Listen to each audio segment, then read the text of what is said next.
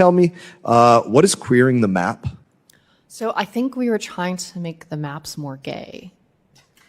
Literally? How do you make a map more gay? I mean, especially or with gay AI, at all? you know, since the age of cartography, we've had pretty good maps, but maybe they weren't gay enough. So I know also, I took critical theory in college. I think sometimes people use queer as a verb. I do understand that the maps that we were trying to make gay were, I think, of Czechia and Slovakia. So maybe those countries asked for it. I doubt it, but I don't know. We do have real things to work on in Congress, like what's going on with the imminent threat of Iran. And it is embarrassing that we have to talk about the fact that things like this were funded. Non-binary and trans francophones, linguistic attitudes and ideologies towards inclusive French in Montreal, Canada, these things. I'm going to give you a list. My time has expired. I'm going to give you a list of these. And any of these that you can provide me the receipt for, the Facebook link to where they wanted to take photos of how they were doing a DEIA flash mob in Kyrgyzstan, you know, whatever documentation they have of all of these things, we would love to see that and would absolutely love to know the individuals specifically that were busy writing these grants, because they have no business receiving another paycheck from the people of the United States of America.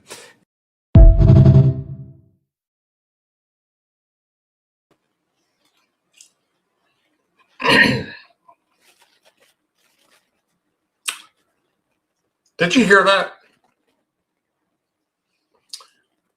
This was under the Biden-Harris administration. They spent thousands and thousands of our taxpayer dollars to make sure that maps produced in America, city maps, state maps, maps of America, maps that show other countries, or more gay. Now, look, I have friends that I served in the military with. I have friends that I served in law enforcement with. I have friends that I grew up with, and even family members that are part of the LGBTQ community. So, that being said, I will not allow anyone to trash those that are part of that community. But this doesn't make any sense to me. Nothing that the Biden administration did in 4 years made any sense to me. But this is one of the many things that are slowly coming out now that we're in charge of everything. And when I first had that little clip shared with me, I laughed and I said, that's AI. Somebody just dubbed that in, because there's a lot of that shit all over the internet. AI is going to be, I mean, it's horrible. It's got its good points, but it's got its bad points. And I was convinced, 100% convinced, that that is not the conversation that took place in front of Congress. I was wrong. That was a legitimate clip. The Biden-Harris administration was trying to find a way that our maps, city, state, America, the world, were more gay. And nobody seems to know what that means.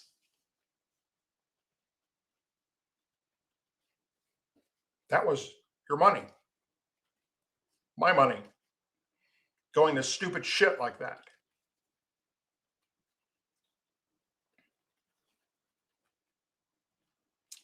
There are things that if you try too hard to think about, blood will start shooting out of your nose, your ears, your eyes, and every other orifice from your body, because your blood pressure can't handle that type of chaotic bullshit that the Democrats were pushing and spending our money on. Thankfully, things like that are exposed. So come midterms, people will be able to see the stupid shit that the Democrat Party was actively engaged in. And that just doesn't even touch the tip of the iceberg.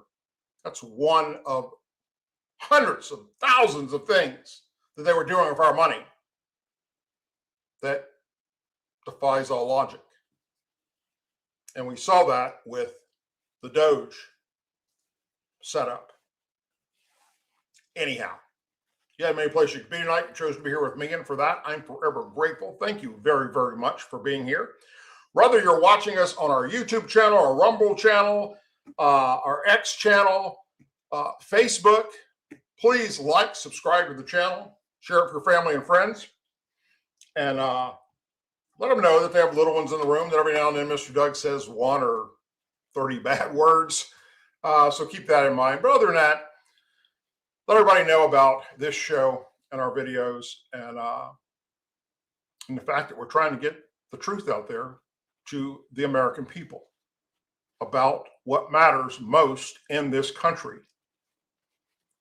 Let them know that I'm a former Democrat.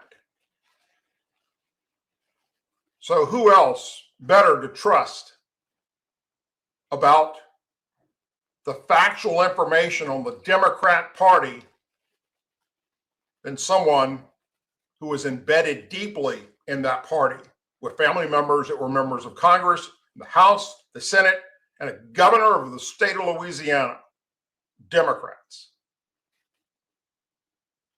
And I watched the party get destroyed a long time ago, and now I'm watching it literally being flushed down the toilet by those elected officials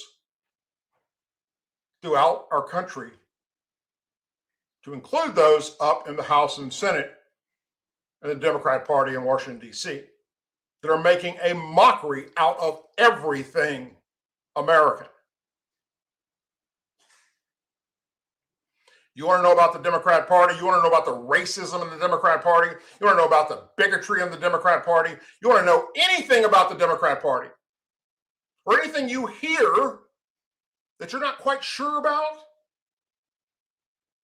Send me an email at douglasducote.com. I'll be happy to answer it for you and show you the receipts to back it up about what a bunch of racist bigots they are in the leadership of the Democrat Party. Now, the average Democrat out there that just hardworking American, trying to put food on the table, take care of their family, raise their kids, not into politics, just vote Democrat. If they knew about that party's leadership, they would unask the party, as is happening rapidly. We've got more people today leaving the Democrat Party than ever in the history of the Democrat Party, and more people becoming a Republican than ever in the history of the Republican Party. So the message is getting out there. There's people like me that are letting you know the truth behind these horrible individuals that have hijacked a political party and turned it into a fucking circus. And that's exactly what they're doing, along with their talking heads like MSNBC and CNN, and especially all those keyboard warriors across social media that just know everything there is to know about what's really going on. And people believe it because they have way more followers than I do, but they don't know shit. And if you just simply Googled it, it would all come to light. Okay. Now, let me share something with you. Right now, America and Israel, and soon to be some of our coalition partners that we're building because Iran attacked them, are kicking the living hell out of Iran. Something that you've heard me say, those of you who've been watching this program for years, you've heard me say many, many times, the only way for peace in the Middle East is to cut the head off of the snake. And the head of the snake is the Ayatollah and those in charge of the Iranian regime. When you eliminate them and their military proxies and their ability to wage terrorism war against Western civilization, then and only then will there ever be peace in the Middle East. And now that's happening. And I'll be damned if the Democrat leadership up in Washington, D.C. is not beyond pissed that this is happening. Just like they were with Venezuela. Just like they are with what's happened on the border. For our law enforcement. They're against everything that's pro-American. They're against our forefathers. They're against our Constitution. And they're the biggest bunch of hypocritical liars, the Democrat Party leadership, that ever existed on this planet. It's sickening to listen to what's coming out of their pie hole. So we're in the midst of kicking the hell out of this enemy that has dominated the Middle East headlines for nearly 50 years. Some in the press are now targeting President Donald Trump with ridiculous new allegations that buried deep in the Epstein files is their proof that Donald Trump's a pedophile. Why? Because journalists still believe they can drag Trump through the mud, even in the middle of a freaking war. They win elections for the D team. This sounds familiar? It sure as heck should. This has been the media strategy since Trump first dedicated to campaign as a Republican and ruined the left's plan for global domination. The press has run with every phony claim it could find against Donald Trump. The Russia collusion allegations, mostly peaceful riots, and claims that the Hunter Biden laptop was 100% fake. If they said it in the Democrat Party up in Washington, D.C., the liberal pundits ran with it as if it was factual. Remember this political headline from October 19th, 2020? Just in time to influence the presidential election? Hunter Biden's story is Russian disinfo, dozens of former intel officials say. Now we know the laptop was real and full of scandalous information about President Biden and his family, which is why the truth was buried under the mountain of lies from Trump haters and the journalists who love them. They were protecting their guy, the big guy, as it said in the laptop files. So big, in fact, that it ended up with Joe Biden pardoning his son Hunter before he left office. The 51 intel officials all lost their security clearances or lies, but they did the damage that they wanted. It just didn't work. Trump still got elected. And the press, along with social media companies, hid the truth, and they continue to do that. Like not reporting on the facts of what was in the Epstein files when it comes to the Clintons. Even notorious NPR lefty CEO Catherine Meyer admitted during congressional testimony that the outlet screwed up back in 2020. I do want to say that NPR acknowledges failing to facts the truth about the Hunter Biden laptop story. Of course, Biden got back then. NPR conveniently got funded and the GOP got defeated. That's the context of yet another claim of a Trump scandal. Everywhere the media went this week, the goal was to include two names in the headlines together, Trump and Jeffrey Epstein. It doesn't matter whether it's an allegation, an old and unproven one. Why bother to hold back? All that matters is trying to hurt Trump. They've got no policy. They've got absolutely nothing to put forward to fix anything that they claim Trump is fucking up in this country. Nothing other than hate Orange Man, hate Trump. We must defeat Trump. Trump's destroying our democracy. Trump's a racist. Trump's a bigot. Trump's a pedophile. Trump hates black people, brown people. That's all they got.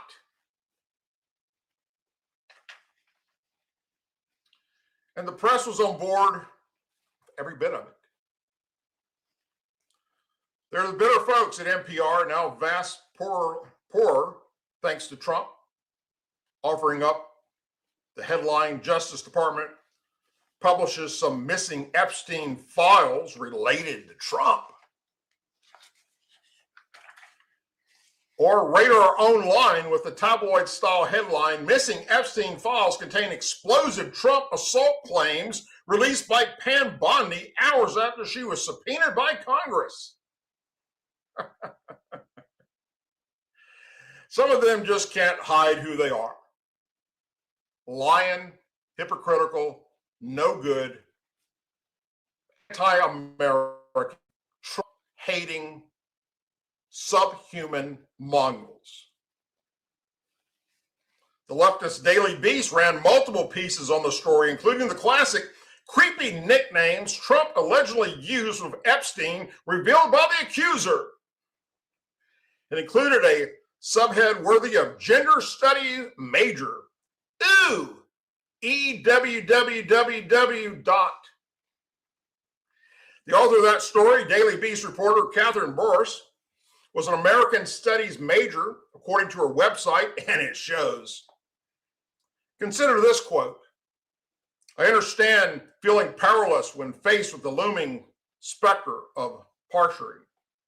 Or her pro-trans complaint in another one of her articles, Babes in Turfland. Boris at least doesn't pretend to be neutral. From that piece, I do not pretend to be an imperial witness, much like I'm not impartial when it comes to other forms of bigotry. I do not think journalism, or whatever this is that I'm doing here, needs to be neutral in the face of oppression and injustice in order to be effective. What rights have Donald Trump taken away from you? Democrats, liberals, people in the LGBT community, brown people, black people, regardless of your sexual orientation or political affiliation, what rights have you lost under the Trump administration? None. Zero.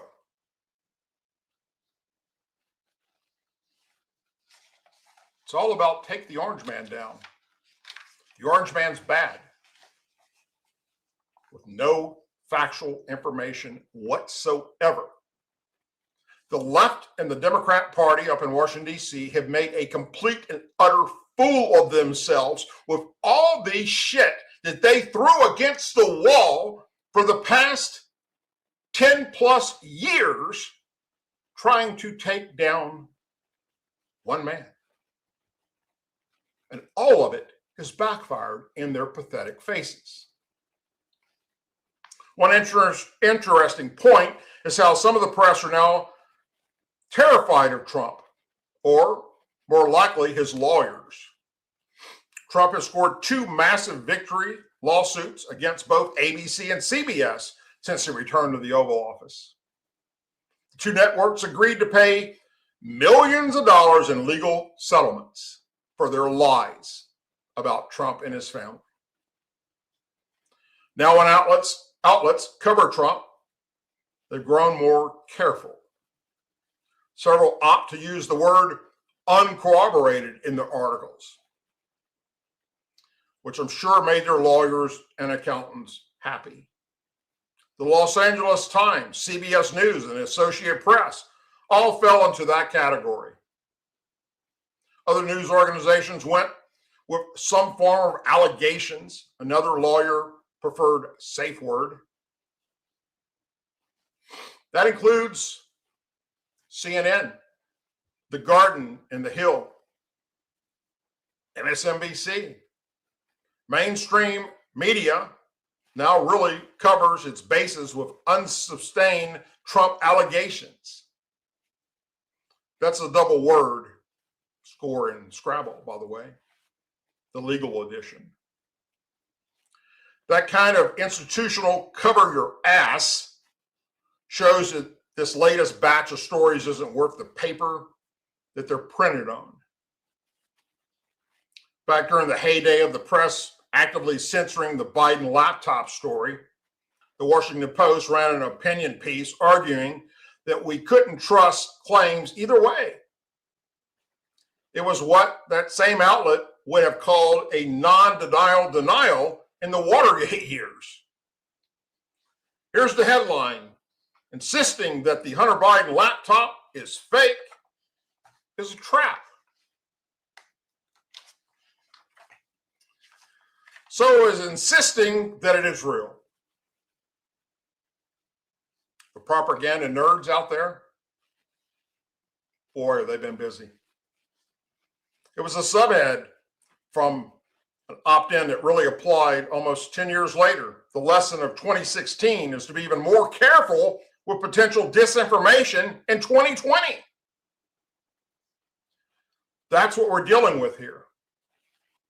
In the midst of war, where our enemies have turned to the internet, or turned the internet into the battlefield, trying to endanger our troops and bombard us with lies, where thousands of American lives on the line every second, where the men and women who protect us are risking everything to do so, because President Donald Trump and America are at war with Iran. Is it a declared war that requires you to go through Congress? No. But if you listen to the Democrats up in Washington, D.C., Trump is shitting on the Constitution. And Trump doesn't have the power to do what he's doing. Again, all lies. And the press is at war with Trump. The late, great President Ronald Reagan used to advise us to trust but verify. That's something that the liberal left doesn't comprehend. We should update that warning for the legal legacy media. Distrust. They've earned it.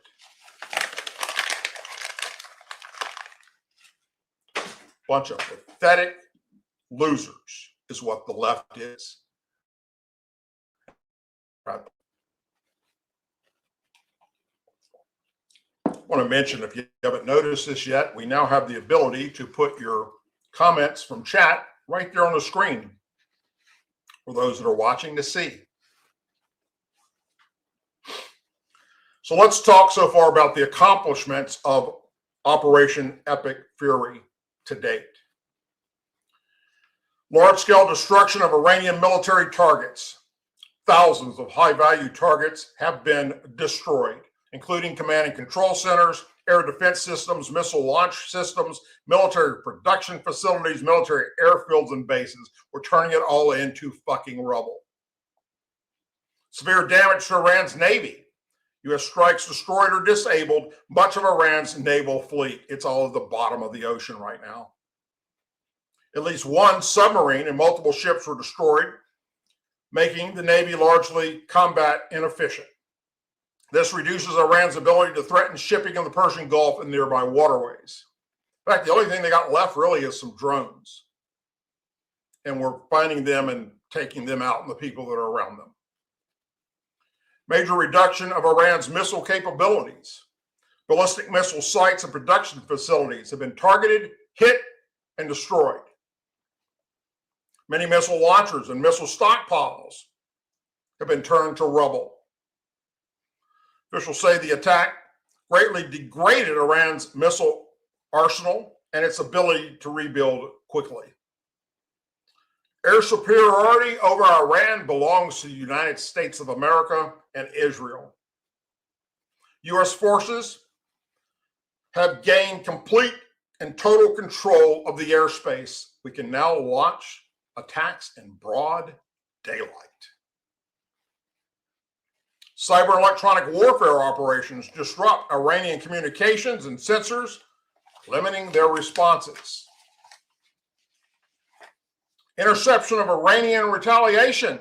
Iran responded with hundreds of missiles and drones. Coalition defense intercepted so far 282 missiles and over 800 drones using systems like the Patriot and the THAAD. Strategic objective progress. The operations aims to prevent Iran from obtaining nuclear weapons, destroy its missile arsenal and production facilities, degrade proxy terrorist networks like Hamas, Hezbollah, and ISIS, all of which Iran supported, and neutralize its Navy, air, and ground forces. All is almost completely accomplished. Early strikes have mainly focused on the military and missile infrastructure. Sadly, we have had casualties. At least 7 U.S. service members have lost their lives because Iran fired missiles into a country nearby where they were in a building. So, in summary, so far, Operation Epic Fury has achieved destruction of thousands of Iranian military targets, major damage to Iran's naval, significantly degrading of its missile and nuclear infrastructure, U.S. air dominance in the region, and successful interception of large Iranian retaliation strikes. It's a win for America and Western civilization. Sadly, the Democrats in Congress and the liberal social media talking heads are not happy. They want to see operation like this become a total failure. They want to see more U.S. service members dead so that American people will join them and turn against President Donald J. Trump. How sad and pathetic is that? What the Democrat Party has become.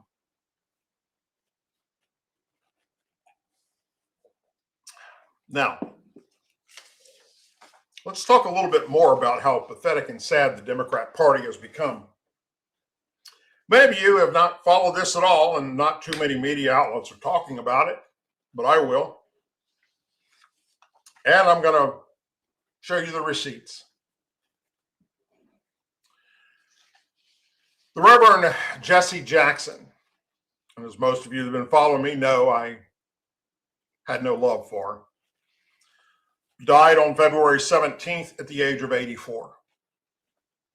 I was no fan of Jesse Jackson or any of the guest speakers that were at his funeral.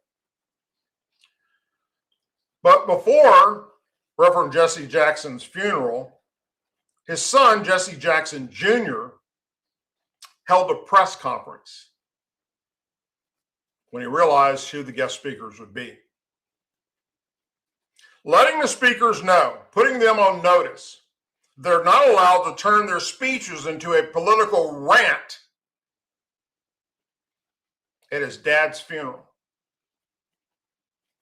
He held the press conference because the speakers were going to be former President Obama, Biden, Clinton, former Vice President Harris, and the Reverend Al Sharpton. What do they all have in common?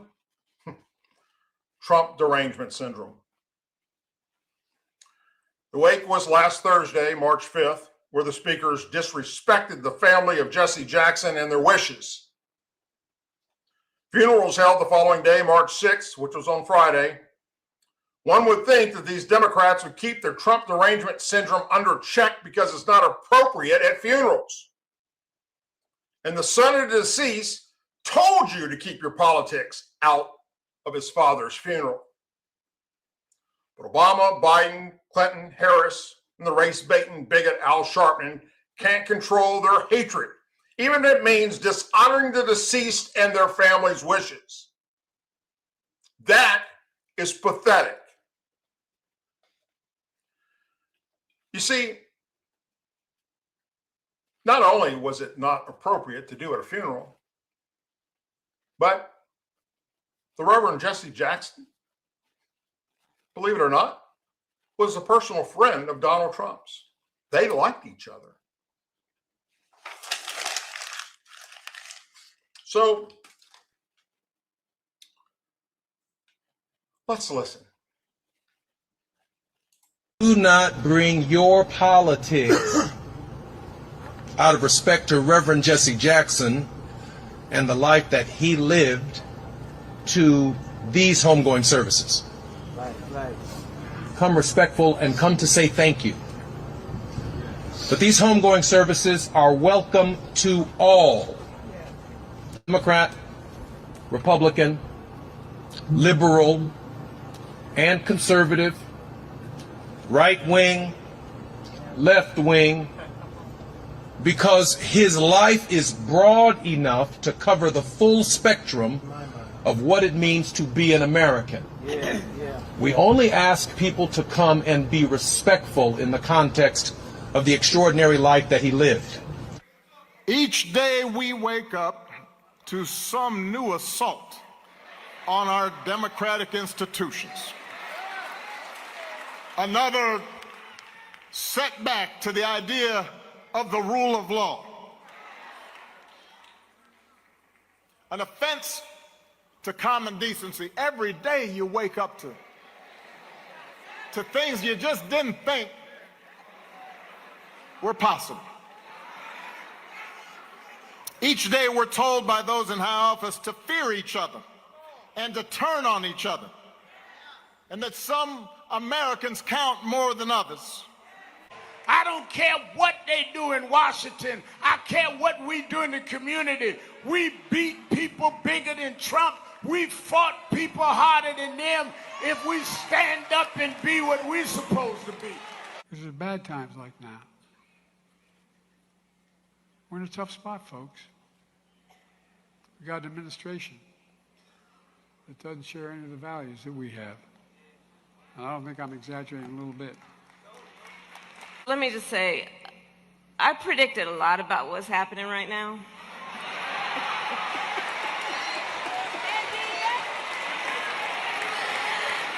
I'm not into saying I told you so, but we did see it coming.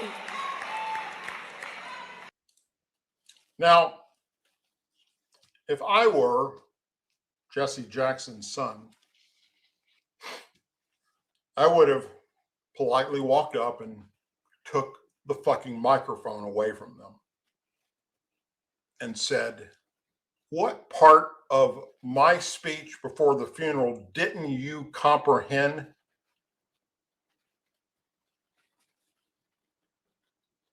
But he didn't do that. He let them make a fool of themselves so that the rest of us would be able to see it and share it with you, the American people. And here's one person's take on what happened. Did was completely and totally embarrass himself at Jesse Jackson's funeral. It was a complete and total embarrassment that he got up there and called half the country racist and bigots. There are over 77 million people who voted for Trump. Many of them voted for Trump for different reasons, whether it was the economy, whether it was the illegal immigration crisis, whether it was whatever reason they had, whether it was education. Under Democratic leadership, we know that the country almost burned to the ground. 20 million illegals came into the country. We know that his presidency was a failure, that he's the reason that Trump is in office the first time, because his presidency was so bad that they wanted it. The country wanted something vastly different because he was so corrupt. He was such a bad president that they wanted something different. Obama is the most racist, divisive president. And then they get up there and they mad at Trump for that picture that was accidentally posted with him with this costume on, but they will say nothing about the fact that Obama used a funeral of Jesse Jackson, which Trump and Jesse Jackson had a great relationship. Trump said only kind things about Jesse Jackson, and yet he was a friend of Jesse Jackson. And yet Obama used that moment to attack the president and be divisive, Kamala and Obama and Biden, and basically turned that into the DNC, turned his funeral, a time where he's supposed to be celebrated, turned it into a literal horror show. And I couldn't even watch it. Like, I was watching it and I was disgusted, because Obama has proven that he is the one that divided this country. And black people, some of them are ignorant, and they sat there and clapped, and they sat there and cheered. And most of them can't even tell you the 3 branches of government. Most of them can't even tell you what President Trump is. Is he the 45th, 47th? They don't know anything about politics. They're a bunch of mindless, many of them slaves to the Democrats is what they are. Well said. Well said. And then Jesse Jackson's son held another press conference afterwards.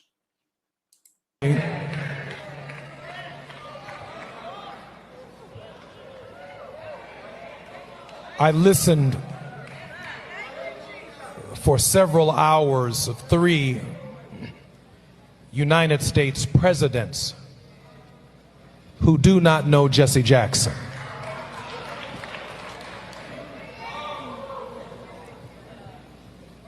He maintained a tense relationship with the political order, not because the presidents were white or black, but the demands of our message, the demands of speaking for the least of these, those who were disinherited, the damned, the dispossessed, the disrespected, demanded not Democratic or Republican solutions, but demanded a consistent, prophetic voice that at no point in time ever sold us out as a people. And it speaks volumes about who the Reverend Jesse Jackson was. They can't help themselves. They can't help themselves. The Democrat leaders are horrible, horrible people. They disrespected Jesse Jackson's family's wishes to speak at his funeral. And then people say, oh, Doug, Jesse Jackson and Trump weren't friends. Where the fuck do you get that from, Doug?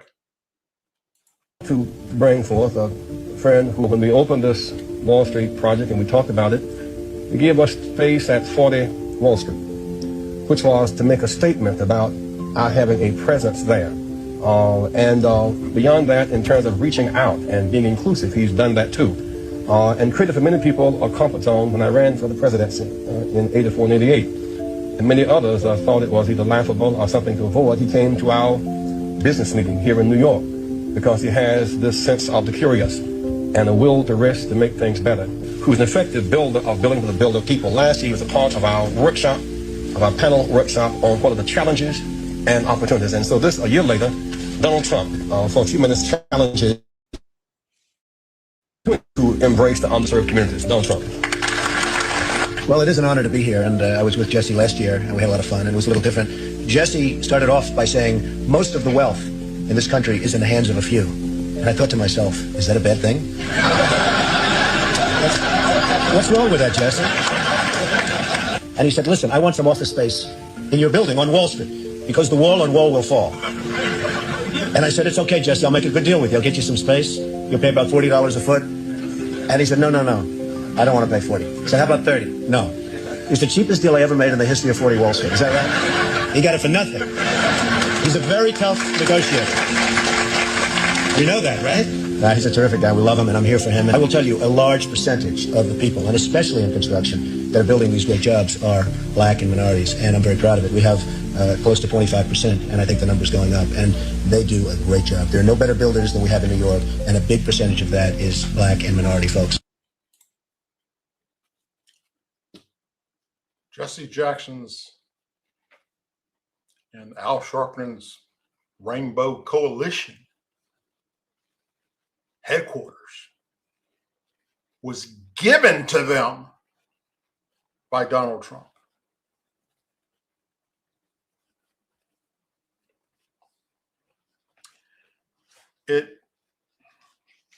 It makes me sad as a former Democrat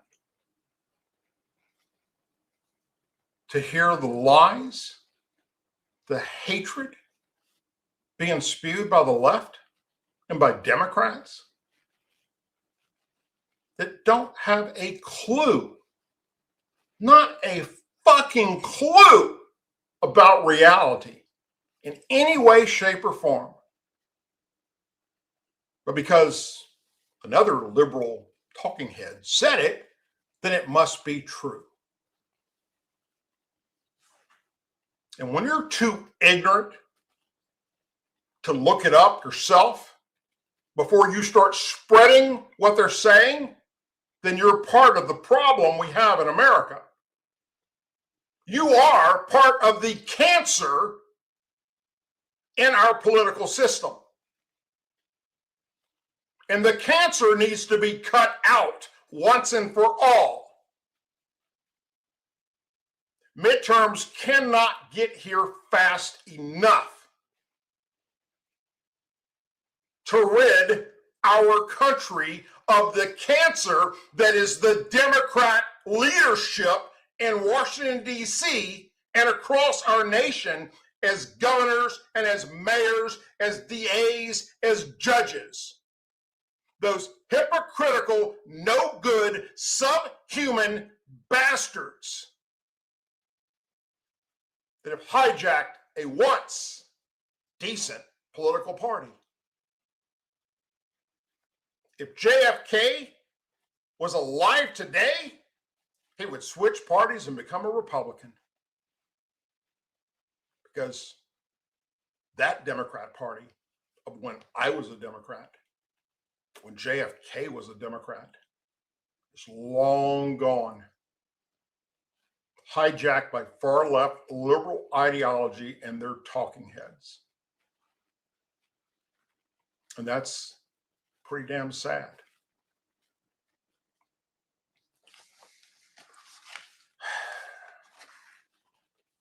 So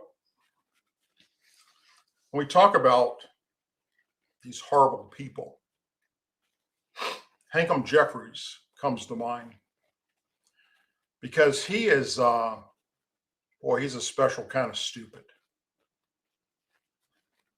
And it's even more so when he admits that the reason why there's a partial government shutdown right now, like Homeland Security is not getting paid, is because they want illegal aliens to have a say-so in this country. And I've been saying this for a long time, but now he's proved my point. Listen. Completely and totally out of control group of people. It's the reason why we are in a DHS shutdown right now, because Republicans have refused to agree to the type of bold, transformative, meaningful, and dramatic reforms we are demanding in order for the Department of Homeland Security funding bill to move forward. And I won't go through all of the demands, much of which we've talked about repeatedly in the public, but one of those demands is keep ICE out of sensitive locations. And we've defined that as schools, houses of worship, hospitals, and polling sites. We want an explicit prohibition that ICE can go nowhere near any polling sites in the United States of America. It's one of our demands. We're not going to bend on it. If you need more proof that the Democrat leadership in Washington, D.C. puts illegal immigrants over American citizens, If you need any more proof than what came out of his own mouth, well, then maybe you need to go seek mental health treatment. They have been exposed. And what we've been saying all along, those of us on the right, there's your proof. Now you can go back just at President Trump's address to the nation when he said, everybody in this chamber, if you agree with this statement, stand up. The job of those in Congress, those in government, is to put American citizens over illegal aliens. And not a single fucking Democrat stood. And now you just heard Hakeem Jeffries, who sat on his ass during the State of the Union when that comment was made, telling you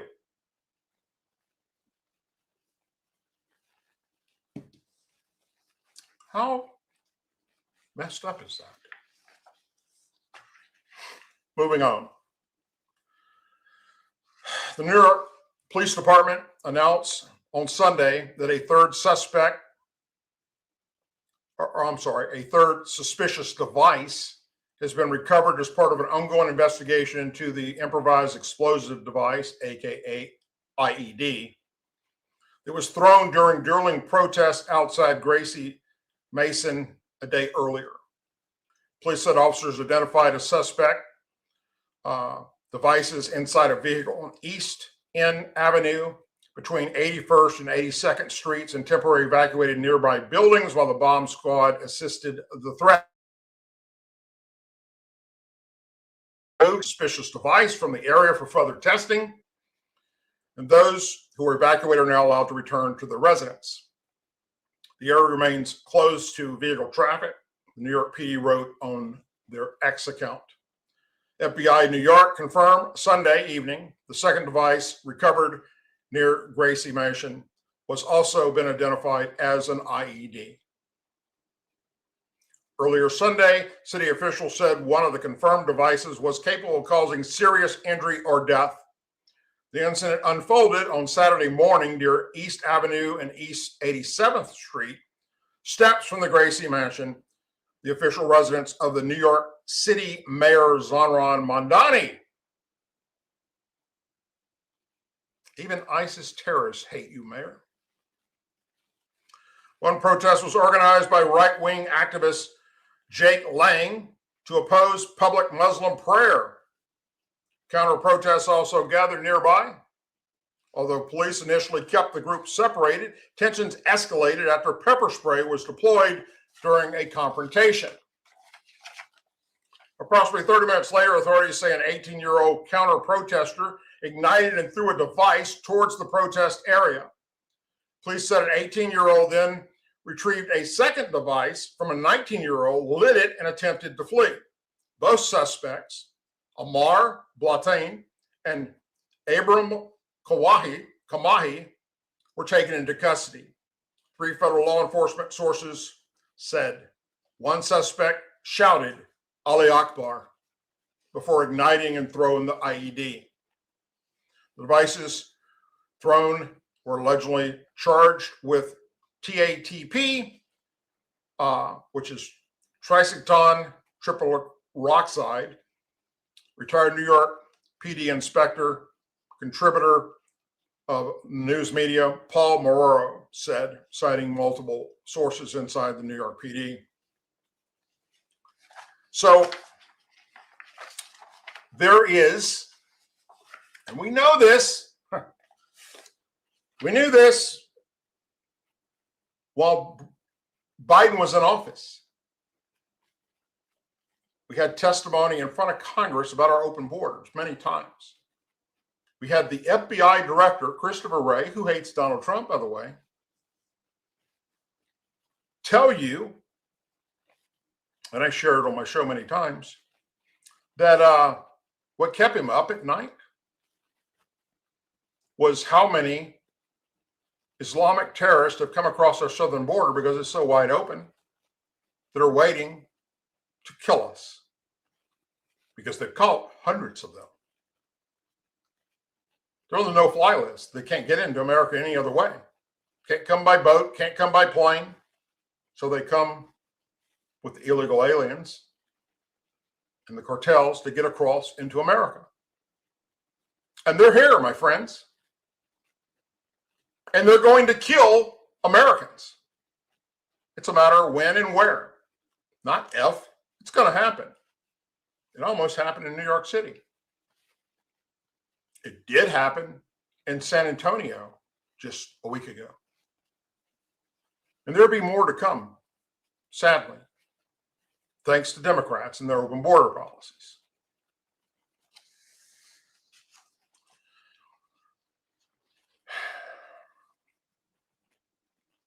The alarm is being sounded loud about something that our founding fathers would be turning over in their graves right now. I'm sure that Sharia law in the U.S. is trying to be implemented. It's a direct conflict with American values. There's a lot of energy in the country and a lot of popular sentiments that the demand to impose Sharia law in America is a serious problem. It's a serious issue. It exists, my friends. Sharia law and the imposing of Sharia law is contrary to the U.S. Constitution. It was answering a question regarding a budding backlash against Representative Andy Ogles of Republican Tennessee, who posted on X, Muslims don't belong in American society, which I disagree with him. That is basically a racist statement because everybody's welcome in American society unless you're a fucking terrorist. I don't care if you're Muslim, if you're Jewish, if you're Christian, if you're gay, if you're straight, if you're bi, if you're transgender. Doesn't matter. Doesn't matter what country you're from. We welcome everybody to come to America the legal way. And if you're a terrorist, regardless if you're Muslim or not, then you're not wanted here. So for him to say that is bigotry. And I don't agree with that statement of his. Speaker Mike Johnson is speaking out about it. The post was immediately attacked by Democrats, as it should be. Republicans should have spoke out against it too. He followed his post with another that said, my comments wouldn't even be a news story if I had said this about Christians. Well, he's probably right about that. Please spare me your moral heart, he said. When you seek to come to the country and not assimilate, but to impose Sharia law is in conflict with the U.S. Constitution. That is the conflict that people are talking about, Speaker Johnson said. It's not about people as Muslims. It's about those who seek to impose a different belief system that is in direct conflict with the Constitution. That's where I think that comes from. Conservatives in Congress have grown more vocal about the threat of Sharia law in recent months, with Representatives Keith Self, Republican Texas, and Chip Roy, Republican Texas, even more moving to form a Sharia-free American caucus. How sad is that they got to go there? Sharia broadly refers to a code of ethics and conduct used by devoted Muslims. Sharia law, more specifically, often refers to the criminal code used in non-secular Islamic countries like Iran. It is the most extreme cases, such as when ISIS controlled parts of the Middle East, charges like adultery, any type of sexual contact that's not straight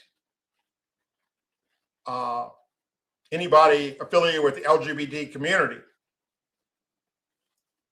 you get death. They kill you. But guarantees of religious freedom of the Constitution mean that Sharia law cannot be carried out on any government level in the United States. And the fact that they're even attempting to do it, and they are, in places like Minnesota, is sad. And now, New York's fallen with that horrible person they elected as mayor. If we don't wake up, we will not have a society that is founded on Christian values, which is what our founding fathers believed in. All throughout our history, hell, in God we trust is on our money. But too many people forget that. And that's sad. And what's even sadder is the liberal college students that are protesting against the Iran war, that were protesting against Israel, that were siding with Hamas and Hezbollah, and don't have a fucking clue about who they're supporting, that don't support them and their ideology. They would be killed in Middle Eastern countries for their beliefs. What are you going to do? On Thursday, coming up in 2 days, I will have a special guest, Maria Espinoza. Maria is a national spokesperson for the Remembrance Project. It's 501c3, not for profit, which serves as a voice for the voiceless, citizens who were killed by illegal aliens. For over 15 years, she has brought to the forefront the outrageous consequences resulting from the lawlessness of illegal immigration in sanctuary jurisdictions.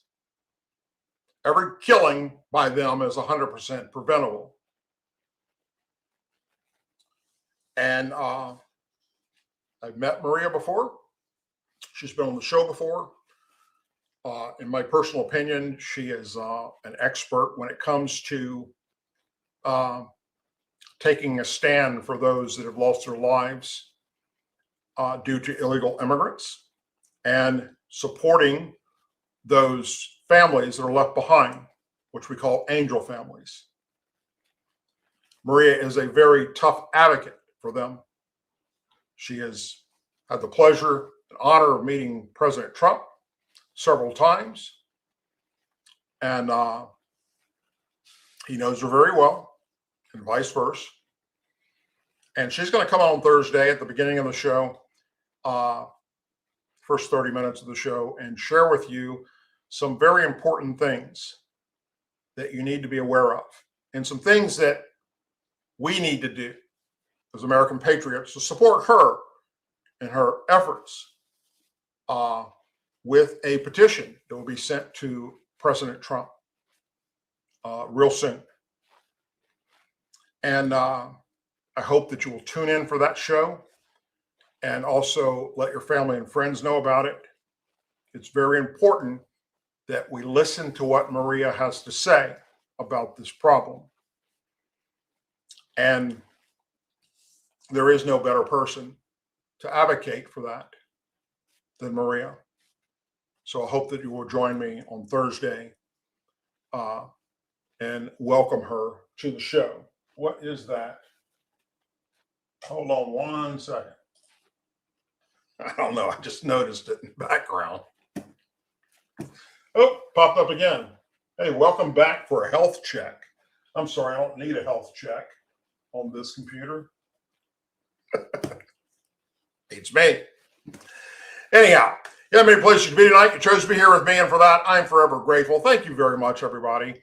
Again, whether you're watching us on the YouTube channel or the Rumble channel or the X channel, please like, subscribe, share with your family and friends. Don't forget to tune in on Thursday. You're really going to want to hear what Maria has to say.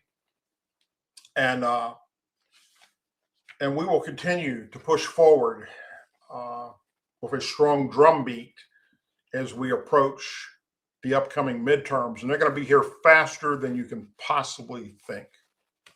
It's just going to be here. It's going to wake up one day and it's going to be time to make sure that we don't let liberal ideology destroy what Trump is trying to fix.